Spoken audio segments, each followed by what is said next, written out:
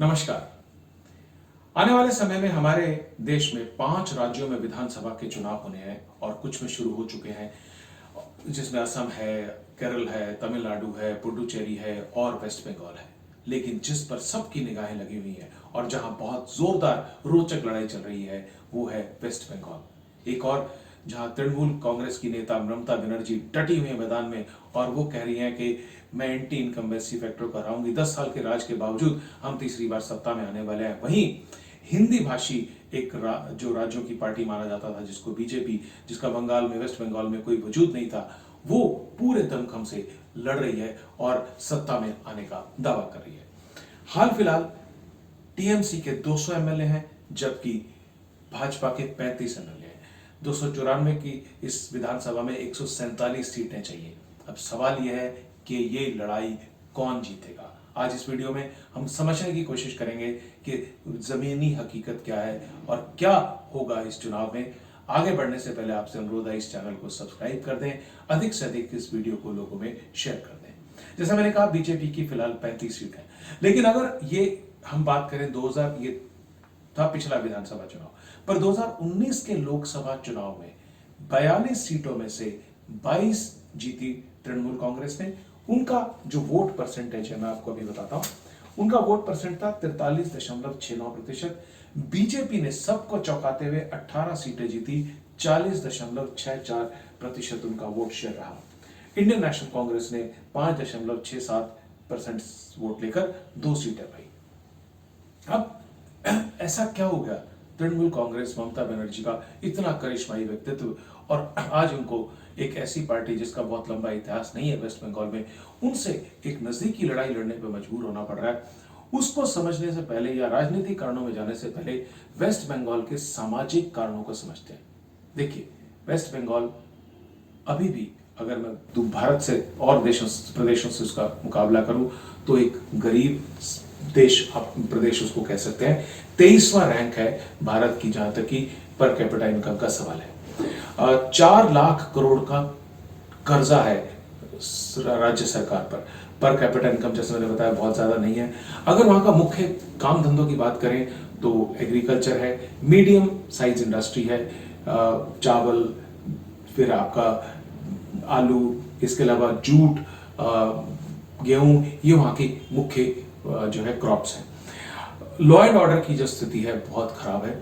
आपको जानकर हैरानी होगी कि पिछले एनसीआरबी में, यानी कि नेशनल क्राइम रिकॉर्ड जो ब्यूरो है, उसमें हर स्टेट को हर साल अपना डेटा देना होता है कि उनके यहाँ कितने कत्ल, कितने अपहरण, जो कुछ भी होता है। आपको जानकर हैरानी होगी कि वेस्ट बंगाल ने इस बार एनसीआरबी में अपना डेटा शेयर करने से मना कर दिया। इसका कारण तो ममता बनर्जी बता सकती हैं, ठीक है। बीजेपी का यह कहना है कि कम से कम 130, ये आरोप है बीजेपी की तरफ से कि 130 उनके कार्यकर्ता मारे गए हैं और उसके लिए टीएमसी जिम्मेवार है। करप्शन काफी है। फाइनेंशियल एक्सप्रेस के अनुसार वहां के जमींदार जो किसान हैं, उनकी इनकम मात्र 5,000 रुपए पर मंथ है और 20% से अधिक लोग गरीबी की रेखा से आज भी नीचे रहते हैं, जबकि बेरोजगारी भी काफी बढ़ रही है। तो अब ये देखिए, यह है सामाजिक कारण। तो निश्चित तौर से जहां पर डेवलपमेंट नहीं होगी, वहां पर लोगों में रोष पनपेगा। इसके अलावा चूंकि बांग्लादेश से बॉर्डर लगता है, तो बहुत सारे इलीगल इमिग्रेंट्स, खासतौर से जो कि मुस्लिम समुदाय से संबंध रखते हैं, वो आकर वेस्ट बंगाल में सेटल होना चाहते हैं या वेस्ट बंगाल में गलत, अवैध तरीके से घुस जाते हैं। ये एक बहुत बड़ा मुद्दा है। टीएमसी के लिए और क्या क्या समस्याएं हैं? टीएमसी के लिए जो एक और बड़ी समस्या है वो है कि वहां के जो हिंदी भाषी बंगाली हैं, जो हिंदी बोलते हैं वैसे, लेकिन है बंगाल से संबंधित और सदियों से बंगाल में रह रहे हैं, वो काफी इग्नोर्ड फील करते हैं। अभिषेक बनर्जी, जो कि इनके भतीजे हैं ममता बनर्जी के, उनके ऊपर करप्शन के काफी चार्जेस हैं। उनके ऊपर बातें हो रही है कि वो जो सरकार में, लोग कहते हैं कि काफी वो करप्ट है और उनके कारण तृणमूल कांग्रेस के बहुत सारे नेता नाराज हुए, जिसके कारण एक बहुत बड़ी संख्या बीजेपी में शामिल हुई और जिससे बीजेपी को बहुत फायदा हुआ। अभी अभी जब तृणमूल कांग्रेस की अध्यक्षा ममता बनर्जी के ऊपर एक एक्सीडेंट हुआ, उनका पैर में चोट लगी, उसको ऐसा दिखाया गया कि जैसे उनके ऊपर किसी ने कत्ल करने की उनकी कोशिश की। ये भी उन लोगों ने उनको बहुत पसंद नहीं किया। तो 8 चरणों में चुनाव होगा, 27 मार्च से 29 अप्रैल तक, जैसा मैंने पहले कहा। अब क्या होगा? क्या बीजेपी जीतने वाली है या तृणमूल कांग्रेस? जितने ओपिनियन पोल आए अब तक वो निश्चित तौर से टीएमसी को जिता रहे हैं, लेकिन ओपिनियन पोल देने वाले भी हर जगह एक लाइन लिखते हैं कि चुनावी बयार जो है that is against Mamata Banerjee. अब क्या कॉम्बिनेशन है देखिए, वहां पर दो मेजर वोट बैंक है। एक मतुआ कम्युनिटी है जो कि हिंदू रिफ्यूजीज हैं जो कि बांग्लादेश से आके सेटल हुए, और मुस्लिम। 30% वोट जो है मुस्लिम का है वेस्ट बंगाल के अंदर, और बीजेपी के प्रधान वहां के अध्यक्ष दिलीप घोष ने बिल्कुल फ्रैंकली कहा Muslims do not vote for BJP. अब ये जो 30% वोट है इसका बीजेपी को नुकसान होगा या फायदा होगा? देखिए, इस 30% वोट में जो है टीएमसी को काफी वोट मिलेगा, लेकिन कांग्रेस लेफ्ट ने आईएसएफ इंडियन सेक्युलर फ्रंट को जोड़ा है। इंडियन सेक्युलर फ्रंट के जो हेड हैं वो है अब्बास सिद्दीकी, जो कि फुरफुरा दरबार शरीफ जो कि हुगली जिले में है, वहां का एक सेक्ट है और मुसलमानों पे बहुत असर रखता है। इससे निश्चित तौर से कांग्रेस लेफ्ट और आईएसएफ के इस अलायंस को मुसलमानों का वोट काफी बड़ी संख्या में मिलेगा। इसके अलावा ओवैसी की जो है ऑल इंडिया मस्जिद जो पार्टी है एआईएमएम, उन्होंने वहां आए हैं, वो भी लड़ रहे हैं, और उर्दू जो भाषी मुसलमान हैं उर्दू बोलने वाले वो ओवैसी को वोट देंगे। तो बीजेपी के पक्ष में ये बात जाती है कि जितने अधिक वोट 30% वोट जो है बटे वो उनको बेनिफिट करेगा।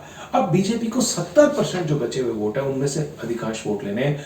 तो जैसा मैंने कहा कि मतुआ जो कम्युनिटी है उसका बीजेपी का काफी उसमें प्रभाव है, और बीजेपी निश्चित तौर से वहां पे हिंदू जो लोग हैं, चाहे बंगाली बोलने वाले हैं चाहे हिंदी बोलने वाले हैं, उनमें उनका प्रभाव बढ़ रहा है। मिडिल क्लास में उनका बहुत प्रभाव है, और चूंकि जैसे मैंने पहले बताया सामाजिक समस्याएं बहुत सारी हैं और बहुत सारी स्कीमें लाए हैं सेंट्रल गवर्नमेंट से। कुछ लोग कह रहे हैं वो अच्छी है, कुछ लोग बुरी हैं, लेकिन कुल मिलाकर एक ऐसी स्थिति है जहां पर बीजेपी बहुत टाइट फाइट दे रही है टीएमसी को। और अगर आप किसी चीज से अंदाजा लगाए, कहते हैं कि जब कोई जहाज डूबता है तो सबसे पहले वहां से लोग भागना शुरू करते हैं, मैं लोग ही कहूंगा यहाँ पे। तो आप जिस तरह से तृणमूल कांग्रेस से बड़े बड़े नेताओं ने छोड़कर बीजेपी को ज्वाइन किया है, भले वो मिथुन चक्रवर्ती हो, दिनेश त्रिवेदी हो, शुभेंदु अधिकारी हो, उनके पिता बीजेपी एमपी है जो तृणमूल कांग्रेस के शिशिर अधिकारी हो, मुकुल रॉय हो, और कितने लोग हैं। तो इससे आप समझ सकते हैं कि तृणमूल कांग्रेस के प्रति जो है लोगों में कितना असंतोष है। तृणमूल कांग्रेस के जो फॉलोअर्स हैं, जो लोग हैं, उनको ऐसा लगता है कि वो मैदान मार लेंगे, आसानी से चुनाव जीत जाएंगे और 150, 60, 70 सीटों तक वो आ जाएंगे। बीजेपी शायद 100, 110 सीट आएंगी। ऐसा नहीं है, सिचुएशन ग्राउंड पर बहुत अलग है।